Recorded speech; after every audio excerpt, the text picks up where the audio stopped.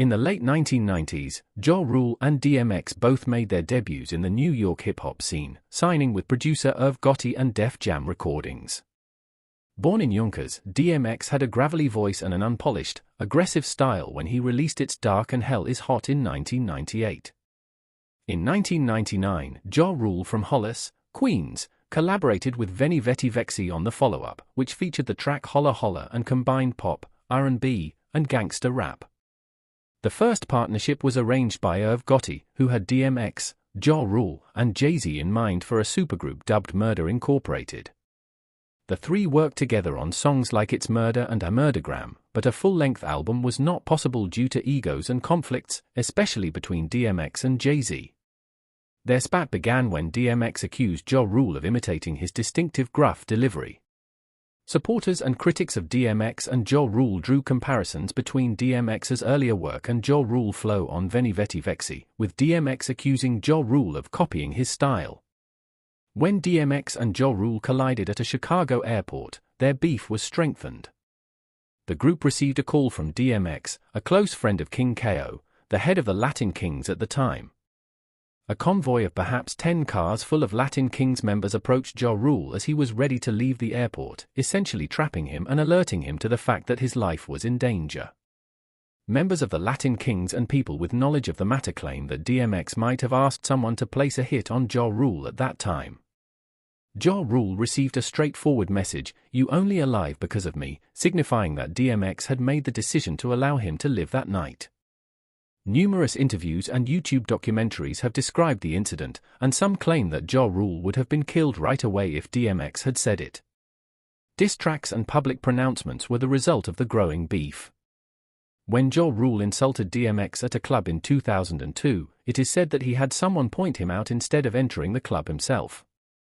Already irritated by Ja Rule growing popularity and apparent copying, DMX responded with the diss track Ruled Out, which appeared on mixtapes.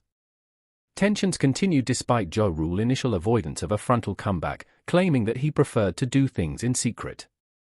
Due to his affiliation with Ja Rule competitors, DMX was indirectly implicated in the long-running feud between 50 Cent and Ja Rule around 2002 to 2003. DMX released Go to Sleep with Eminem and Obi Trice geared against Ja Rule.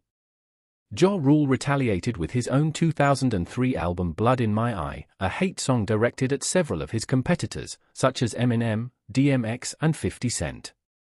Blood in My Eye and Clapback were directed at DMX, but Clapback was more specifically directed at 50 Cent and peaked at number 44 on the Billboard Hot 100.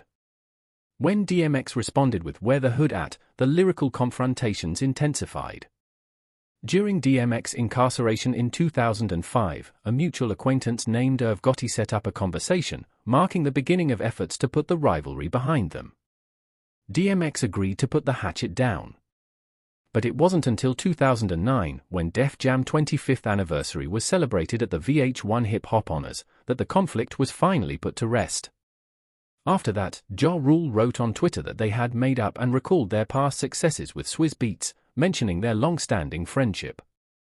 Ja Rule downplayed the intensity of their disagreement in a 2009 interview with All Hip Hop. Noting that hip-hop fans become tired of such feuds, he credited their previous working relationship and mutual respect.